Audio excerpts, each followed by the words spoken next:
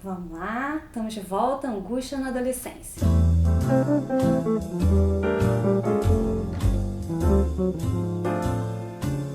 Púbere. Você é um púbere e você foi uma criança, certo? Então, algum nível de neurose você tem, deixa ela lá. Neurose é super democrática, tá? Não escolhe raça, cor, credo, todo mundo tem.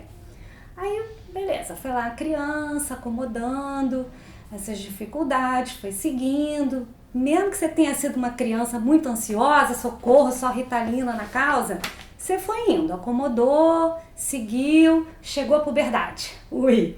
Energia sexual, vontades diferentes, medos, ansiedades, desejo de conhecer coisas novas, primeiras experiências no corpo, experimentações, erotismo, fantasias enormes com aquelas pessoas que nem sabem que a gente existe, heróis, astros, grande amigo ou amiga. A adolescência.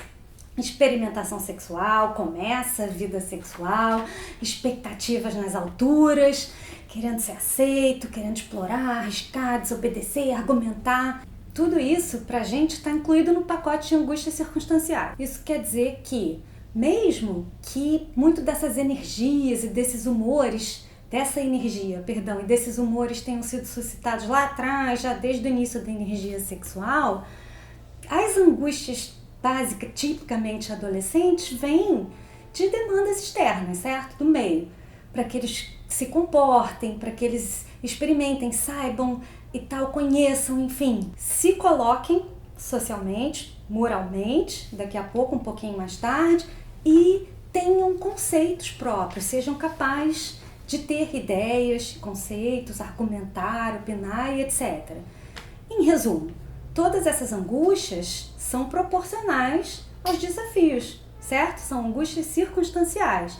Nesse momento elas vêm da necessidade de escoar a energia sexual, experimentar, entender em primeira pessoa, na experiência, o erotismo, a atração sexual, depois sexo, amor, paixão e etc. Vem da necessidade de ser aceito, de experimentar, de saber o que os amigos sabem também, poder compartilhar, da necessidade, como eu vinha dizendo, de corresponder às expectativas sociais, não é que você saiba se posicionar pessoalmente e também em assuntos coletivos, não é? Posições morais, assuntos polêmicos, aparece muito na adolescência, e ela também aparece nas indecisões, que aí tem a ver com poder assumir ou admitir as consequências, né? Porque a gente quer arriscar tudo, quer começar a fazer um monte de coisa difícil, diferente, proibida, né? Isso tem um gosto especial na adolescência, mas aí, de vez em quando, não dá certo, dá ruim, né? Como vocês dizem. O conflito não é inconsciente, né? O conflito é decidir se você vai mentir, se você vai dizer a verdade, se você vai assumir. E isso acontece com todo mundo. Vamos lá, exemplos de angústias circunstanciais. Ah, meus pais querem me levar e ficar me esperando e me buscar. Que mico, assim, né? Ou, não, eu tô sem celular. Aí não é nem mico, é morte. Acho que nem só pra adolescente, pra todo mundo. Peguei o carro do meu pai, cara, foi rapidinho, assim, eu ia fazer um negócio rapidinho, era um rolê muito maneiro, era rápido. E, cara, não sei como. Bati. E bati é o elemento surpresa, né? Não sei como, cara, girou, perdi o controle, aí não sei o que aquela velha tava fazendo ali na rua naquela hora. A velha rodou.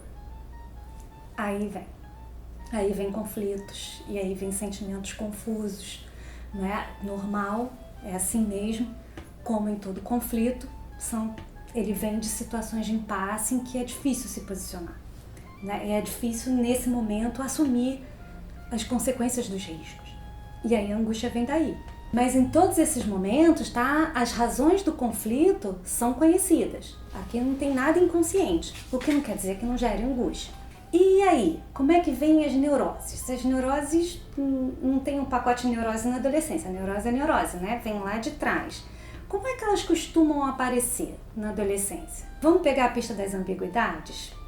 Eu vou abrir aqui uma nota de rodapé para as ambiguidades. Ambiguidade não é angústia, não. Ambiguidade é indecisão, são comportamentos dúbios, incertos, imprecisos, e isso não necessariamente vem de angústia, nem vem de alguma ambivalência inconsciente. A pessoa pode ter um comportamento dúbio porque ela não está afim de tomar nenhuma posição. A gente está trazendo aqui um parênteses para ambiguidades, porque nesse momento a gente está falando de uma estrutura psíquica de uma pessoa mais madura que pode entrar em contato com ambivalências de dentro dela, com sentimentos contraditórios de dentro dela. E aí sim a gente vai falar de angústias patológicas. Então vamos pensar aqui em ambiguidade como em sentimentos contraditórios, tá? E que ele começa a entrar em contato, assim como também ele já está pronto para argumentar sobre coisas mais complexas, né? Que vão de política, física, aos questionamentos do mundo e do sentido da vida, e sentimentos, amor, paixão. E também, como qualquer pessoa mais velha que já está preparada para viver e falar sobre isso, vai hesitar, vai se sentir incerto, inseguro. Esse adendo aqui é porque a gente está falando de uma pessoinha que já está pronta para entrar em contato com tudo isso, com as contradições internas, com os sentimentos que são meio contraditórios, não é? Que vai ser chamado ou exigido a se posicionar, a se colocar, e que também, como todo adulto, vai hesitar, se sentir inseguro, incerto, não sabe muito bem o que quer, o que acha, enfim, até porque você começa a ser muito mais exigido. Como é que essas ambiguidades aparecem mais na adolescência? Do ponto de vista que interessa a gente, tá? De contradições de sentimentos. Indecisão sobre o que eu tô sentindo, né? Indecisão sobre como me colocar, admitir ou não o que eu tô sentindo. Então, vamos pegar um exemplo. Eu começo a sentir que eu tenho uma orientação sexual que não é a que as pessoas esperam, e aí isso é complicado, não sei se eu devo ou não devo dizer, não é um negócio que eu quero muito polemizar, enfim, isso a gente pode decidir conscientemente que não quer falar e transformar isso num segredo. Os segredos, vamos pensar nas gavetinhas, de vez em quando eles começam a querer sair, as gavetinhas começam a empurrar e aí podem se tornar sintomas, né? Mas tem também um outro tipo, um outro jeito das ambiguidades, das ambivalências aparecerem. E aí são situações que a pessoa nem está consciente disso. Não é algo que ela saiba, que ela não quer falar, porque ela sabe que vai falar de alguma coisa controversa e ela não tem condição ainda de se colocar, ela não quer. Ela não sabe mesmo. Ela só sente uma agitação, uma ansiedade, é um assunto que ela não fica à vontade.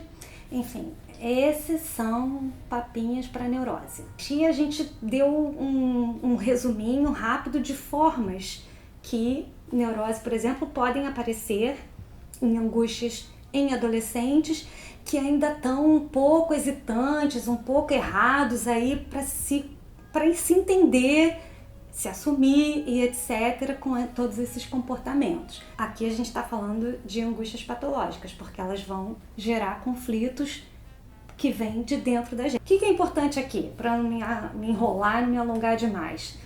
Nesses últimos exemplos, a gente tem aqui junto e misturado angústia patológica ou neurótica, circunstancial e ambivalências, que são um tempero que surge agora. Bom, e aí? Você disse que tinha uma angústia da adolescência. O que surge na adolescência? De verdade, na adolescência começam a surgir uns incômodos que a gente podia exemplificar, tipo assim, mano, sei lá, só queria o meu dinheiro, cara, queria fazer o que eu quisesse, queria o meu quarto, trazer meu namorado, minha namorada pra dormir comigo, queria ter meu dinheiro pra decidir, comprar o que eu quisesse, enfim, são incômodos ligados à autonomia. Vamos ver alguns exemplos disso? Isso começa a surgir aí. Pro próximo episódio, fiquem com a gente, aguardamos vocês, deixem o polegar.